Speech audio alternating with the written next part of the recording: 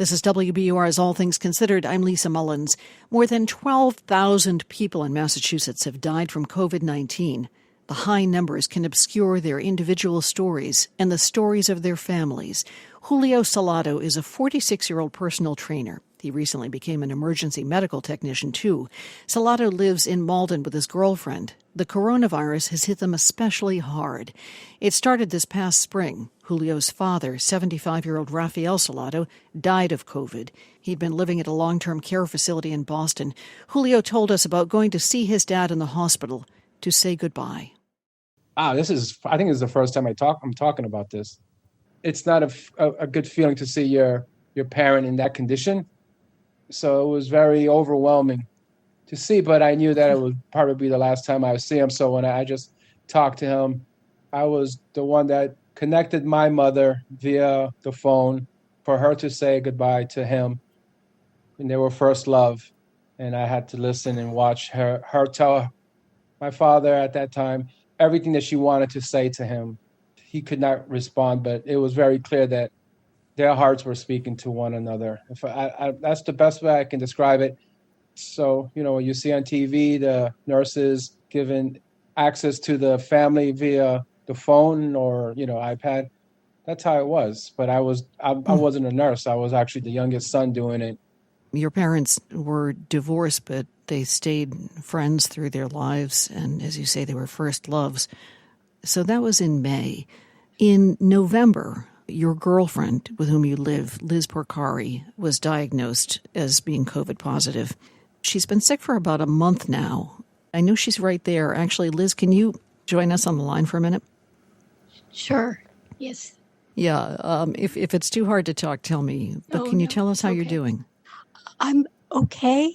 I have a fever that has gone on since I first got the virus. So that feels very strange. Yeah. And my throat, you can hear, it's not quite great. Chills and fatigue.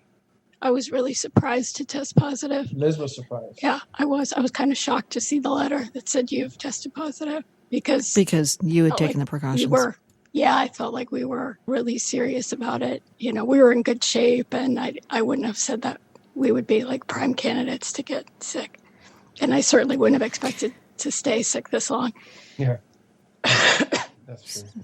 And I've been working the entire time because I'm in retail and it's the Christmas season, holiday season. So what do you do and how have you still been doing it? I am the retail director for the ICA. The Institute of Contemporary Art. And we have a correct Institute of Contemporary Art. And I just have been sitting in bed with my laptop and phone.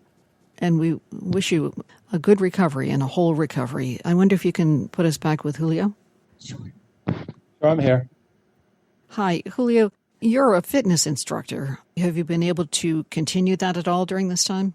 When I first got tested positive, no, my symptoms were way too overwhelming. I mean, because you would think because it's a virtual online that you can just maybe sit on the chair and just tell people what. No, you're completely zapped, and I couldn't waste my energy in trying to force myself to do anything physical or coach people. Julio, you became a medical technician after your father died. That's a frontline position at a really difficult time. Why did you do it?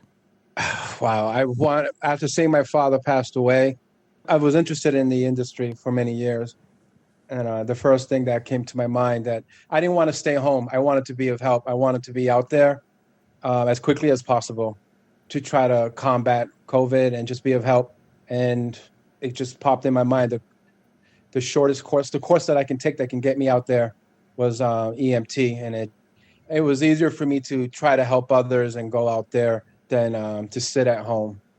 So this has been a pretty incredible year for you both. I wonder, looking back, if you have any particular reflections aside from just wanting to get better.